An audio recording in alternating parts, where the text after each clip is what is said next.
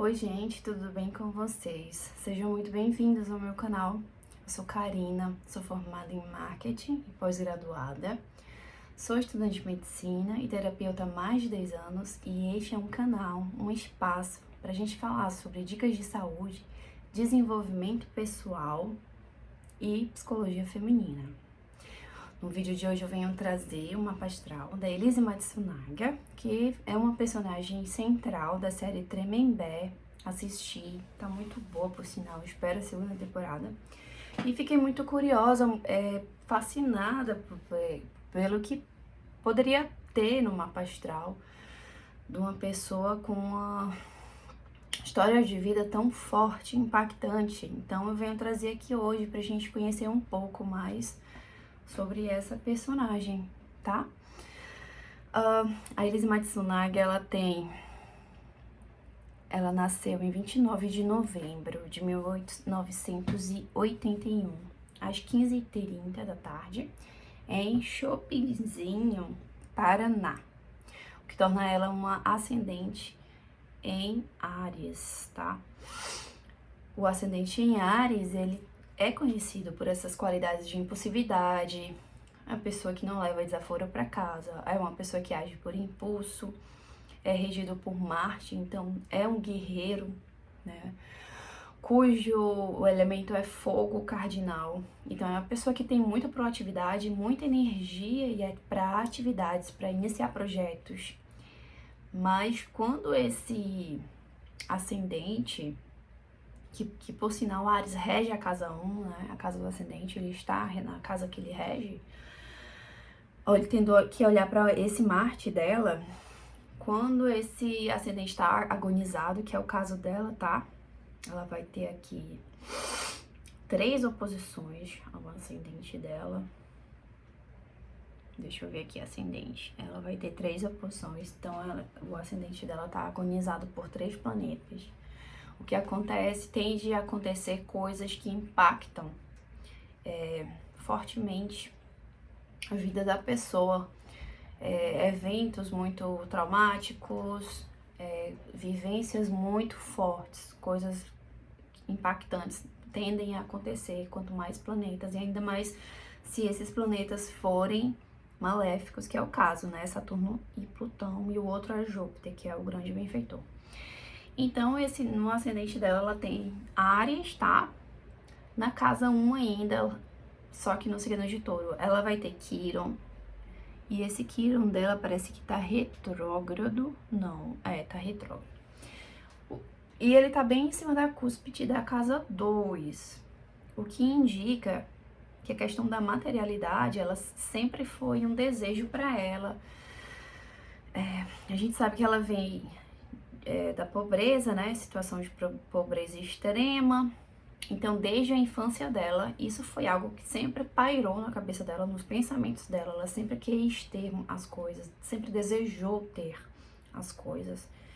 E ainda hoje, porque Touro rege a casa 2 e a cúspide tá no signo de Touro, e ainda hoje é uma questão para ela, essa questão de querer possuir, de ter posses, né? De conquistar as coisas com o trabalho. Tanto é que mesmo ela adquirindo um casamento que, pela configuração aqui do mapa, foi por interesse, porque a Vênus está em Capricórnio, na casa de Capricórnio, isso demonstra relações que se dão por interesse, tá? Esse touro na casa 2 indica que ela também conseguiu algum patrimônio, algum dinheiro com o esforço e trabalho dela. Tanto é que na série, quem assistiu a série, não sei se isso vai ser spoiler ou não, tá? A gente sabe que ela conseguiu dinheiro através dos meios de comunicação, né? Isso eles falam lá na série também. Casa 3, a cúspide está no signo de Gêmeos, e os Gêmeos é regido por Mercúrio, que está a 1 grau de Sagitário, ou seja, está exilado. Na casa está conjunto ao Sol dela, que também é Sagitário. Na casa 8, de Escorpião, e também está conjunto a Urano. Ela tem basicamente assim 3 planetas na casa de Escorpião. Urano em 0 grau, na casa de Escorpião, casa 8, todos no signo de Sagitário, né? Urano a 0 graus de Sagitário, Mercúrio exilado em 1 grau de Sagitário e o Sol dela a 7 graus de Sagitário, tá? Esse Mercúrio regendo a casa 3 dela. A gente sabe pelos meios de comunicação as situações de abuso que ela já passou na vida e isso se confirma no mapa.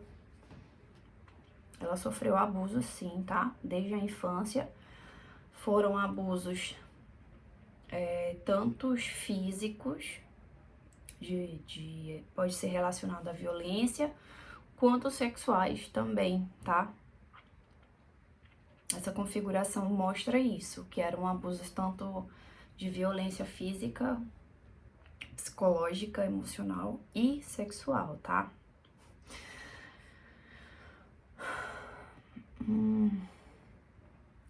Casa 4, ela tem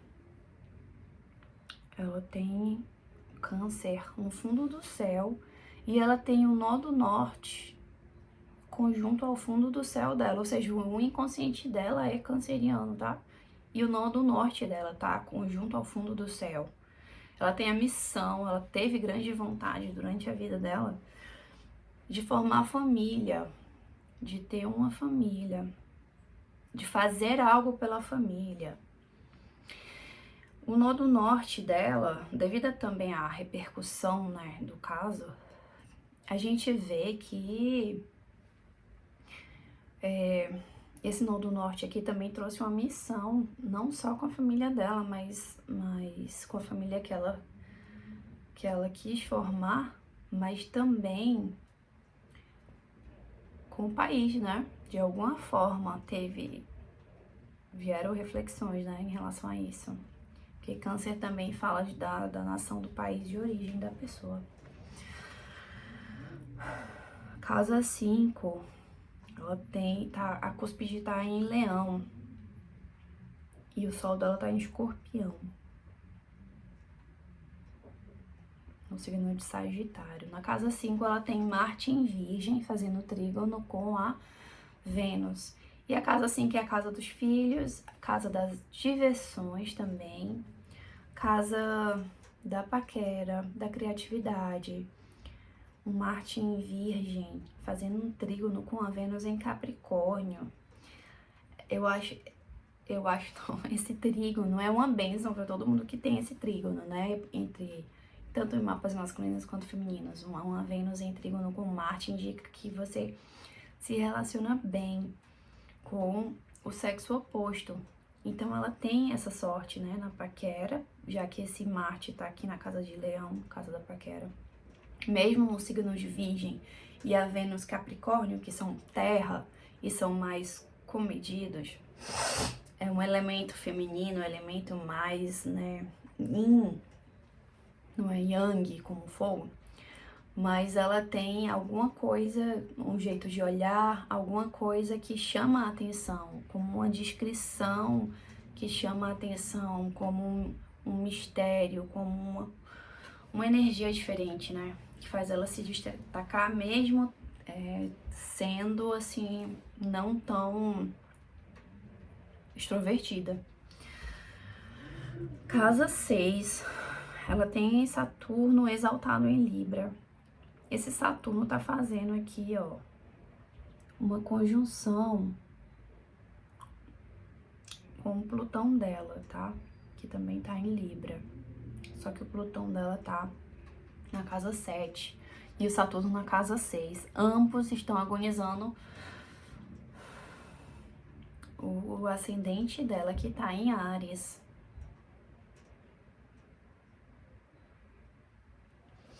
Que significa que ela pode desenvolver alguma doença, porque casa 6 são doenças, também a casa da saúde, né? Doenças que se desenvolvem, então ela pode desenvolver alguma doença relacionada com Saturno, que é joelho, ossos, sangue, coluna, né? Articulações, joelho, que já disse. ossos, tá? Ou como ele tá no signo de Libra, se relaciona com rins, tá? Ou como ele está agonizando. Áries pode pegar também a cabeça. E Plutão, que também está em Libra, fazendo conjunção com Saturno, ambos agonizando Áries, também pode trazer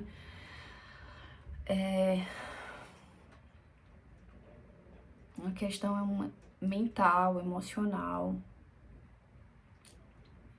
e até mesmo dos órgãos reprodutores, né? Porque Plutão rege Escorpião, que rege os órgãos reprodutores, os órgãos sexuais, tá? Isso aqui, ela pode sofrer alguma questão nesse sentido. Tem que cuidar da saúde dela, tá? Então, nós temos ó, essa relação com o outro, por isso que ela tem, assim, ela tende a ter um perfil de mais discrição, né? Ela tende a ter, ela é, até na hora, quando ela se comunica, a linguagem corporal dela, ela tende a ser uma pessoa mais, digamos assim, que se comunica de uma forma não tão expansiva ou extrovertida, porque ela tem dois maléficos agonizando aqui, o ascendente dela, embora seja Áries, fogo, ela se autodetermina, ela tenta impor limites, mas isso é sempre uma questão, porque o outro para ela, por mais que esteja na energia de Libra, que é uma energia que busca equilibrar as situações, que busca uma justiça, que busca um meio termo, e esse Saturno está é o corregente de Libra, ele está exaltado, né? Mas ambos, como Plutão, estão agonizando, então ela sente assim uma certa opressão do outro, tá? Por isso que ela não é dada tanto a querer aparecer, a querer, né, em relação como outros casos aí que a gente vê. Esse Júpiter dela tá a 0 graus de Escorpião, também na casa de Libra, o que demonstra muitos parceiros, tá? Muitas associações, casa 7, né, que são cônjuges ou sócios, parceiros, né, de sociedades. E em Escorpião, esse Júpiter também está fazendo uma oposição ao ascendente dela, o que acaba que a questão com o outro é uma questão muito forte para ela, tá? Eu digo até devido, talvez, coisas que ela viveu na infância, que ela aprendeu na infância, e ela traz isso para o mundo. Ela tende a sentir o mundo como uma força opressora. Embora essa energia de Áries dá para ela um domínio, né? Uma energia do fogo, energia ígnea. Ela tende a sentir um pouco essa opressão, porque não é fácil, né? Saturno e Plutão deve ser bem difícil também. Então, esse Júpiter traz essa expansão de associações, tá? Por isso que ela teve aí várias séries e documentários, ela conseguiu ganhar um certo dinheiro com isso, né? Porque Vênus rege a casa 7, rege o dinheiro, e a cúspide da casa 2 está em Touro, que é regido por Vênus também, e a Vênus dela não está exaltada, né? Está em Capricórnio, na casa de Capricórnio, que fala de dinheiro, negócios, trabalho, e está no meio do céu. Então, ela tem uma coisa venusiana. Ela tem um quê venusiano. Você vê pela harmonia do rosto dela, que ela tem, assim, os traços que não são... que são, assim, até... que são femininos, que são... Você vê uma energia venusiana, porque o meio do céu é como você é conhecido, né? Nos meios sociais que você frequenta. Então, ela tem um toque venusiano, né? Na aparência. Casa 8, ela tem Urano com Mercúrio, com o Sol, conjuntos em Sagitário. esse Urano faz conjunção com Mercúrio, não faz com o Sol, e o Mercúrio faz conjunção com o Urano e com o Sol, tá? Isso tende o quê? Devido até situações de infância dela, ela tem ataques explosivos, até pelo ascendente ser Áries, tá? E o Áries é regido por Marte. O Marte, ele tá em quadratura com o Netuno, que também tá em Sagitário. Esse Marte em Virgem, tá? Esse Urano aqui, junto com o Mercúrio dela, ela tem arranques explosivos, tá? Nas comunicações, o Mercúrio exilado. E na casa 8, temas da casa 8, né?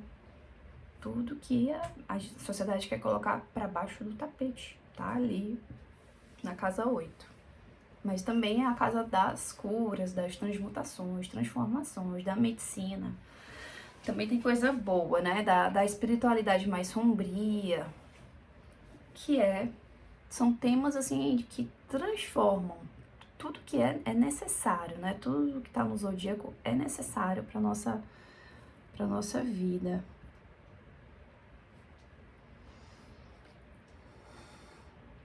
Então, chegamos aqui na casa 9. Casa 9.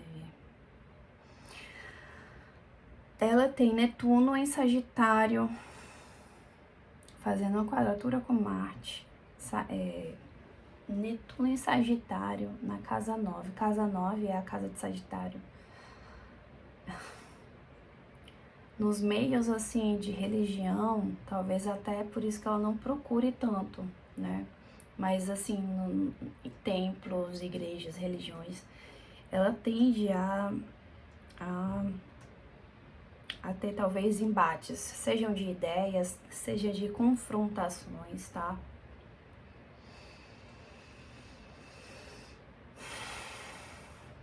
Embates de ideias, de confrontos, talvez de tempos em tempos, quando essa quadratura é ativada, ela não se dá bem nesses ambientes e tende a não buscar refúgio devido a isso. Talvez ela até busque refúgio, porque Netuno na casa 9 indica também uma busca pela espiritualidade, mas como existe essa quadratura com Marte, a gente vê que tem uma quadratura ativada de tempos em tempos que vai proporcionar isso, né? Confrontações de ideias, embates e até brigas, desentendimentos. A lua dela está em Capricórnio. E essa lua, ela faz uma quadratura com Saturno e faz uma quadratura com o ascendente dela. Gente, isso aqui é outra... É um mapa dificílimo, esse mapa dela, tá? Ela tem os maléficos agonizando os planetas que representam a feminilidade dela, que tanto Vênus quanto Lua, ambas em Capricórnio, que é um signo regido por Saturno, que está agonizando o ascendente dela, que está exaltado em Libra, que ele é corregente de Libra, né?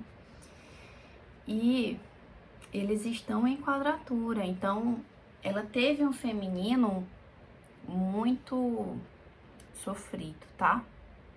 Ela teve experiências que trouxe... Ela tem várias questões, assim, de dores do feminino, e isso já vem de vidas passadas, porque ela tem...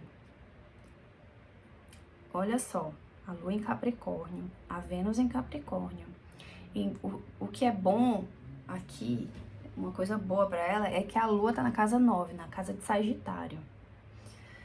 Dá uma leveza, né, do que se estivesse na casa 10, porque daria mais o peso de Capricórnio. E a Vênus dela tá bem colada no meio do céu em Capricórnio, na casa de Capricórnio, tá? O nodo sul dela tá em quantos graus? Ó, tá em 23 graus. Ela tem o nodo sul conjunto exatamente com o meio do céu e com a Vênus, tá? O que significa que vem de vidas passadas, esse tema da prostituição dela. vem de vidas passadas, tá? Porque na casa 10 é a casa do trabalho, em Capricórnio, uma Vênus em Capricórnio tende a falar sobre esses temas, sobre casamentos por interesses, ou relacionamentos por interesses, ou se relacionar por interesse, para você obter alguma vantagem financeira. Então, e o nó do sul fala de vidas passadas, ela já vem de uma situação assim, de vidas passadas já repetindo isso.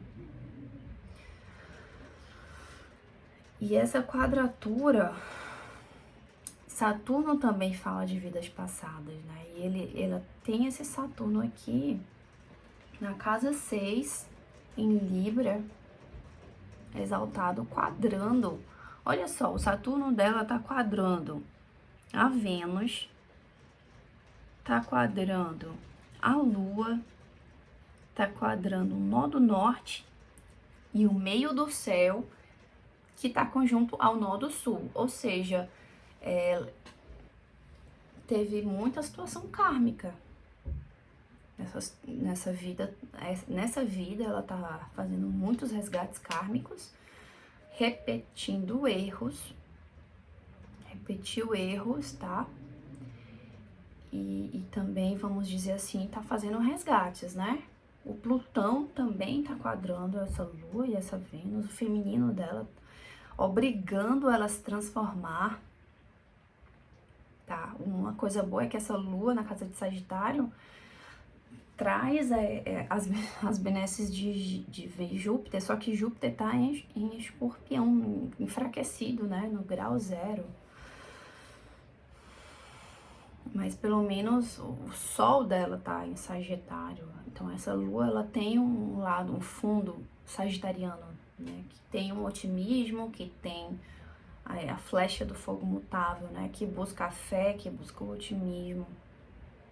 Mas uma energia de exílio total, porque a lua em Capricórnio está exilada. Então esse mapa não é fácil, não é para qualquer um. Por isso que a gente não julga, né? Principalmente astrólogos, pessoas que trabalham com terapias em geral, médicos, terapeutas, psicólogos. Nós aprendemos com os nossos estudos a não julgar, porque quando você faz o estudo de um mapa desse, você entende que como a jornada de um espírito, ela existe muito mais além da superfície que a gente consegue enxergar. E a jornada de um espírito é muito anterior ao que você vê nessa vida, né? Então é bem complicado quando você lança um machismo, um julgamento. A gente deve ter um olhar, porque as pessoas falam, a gente está sempre julgando. Olhar é julgar, pensar é julgar, mas a gente pode tirar essa palavra julgar e colocar analisar, né? Tentar analisar. Até porque a gente aprende dessa maneira. A gente aprende uns com os outros. Então, tudo bem a gente tentar analisar.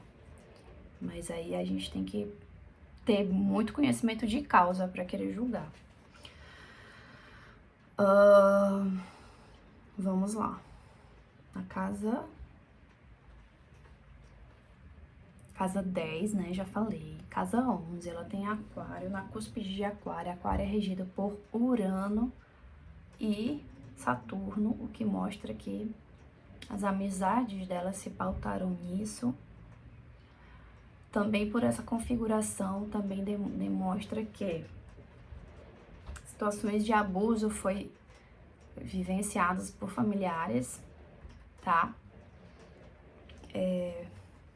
Por um ou mais familiares, eu não consigo identificar quem, né? Mas por mais velhos.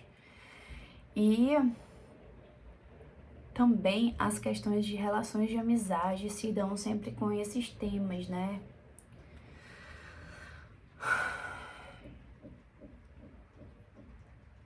Tem uma questão de